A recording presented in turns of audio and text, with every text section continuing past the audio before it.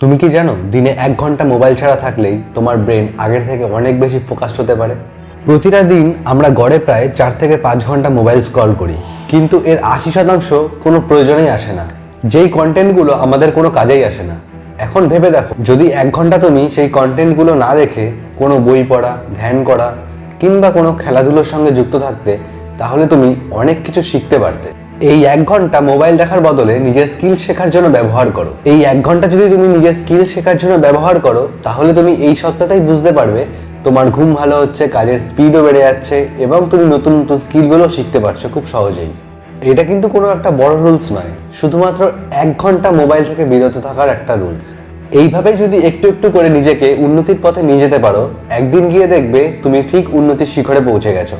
তাহলে কাল থেকে ট্রাই করো মোবাইলকে ছাড়া 1 ঘন্টা থাকার, এবং কমেন্ট করে জানাও তুমি কোন সময়টা বেছে নিচ্ছ, সকাল, দুপুর নাকি রাত। ভিডিওটি ভালো লেগে থাকলে লাইক করে দাও এবং তোমার বন্ধুর সঙ্গে শেয়ার করে দাও। আর আমাদের চ্যানেলটিকে সাবস্ক্রাইব করে রাখো যাতে পরের ভিডিও মিস না যায়।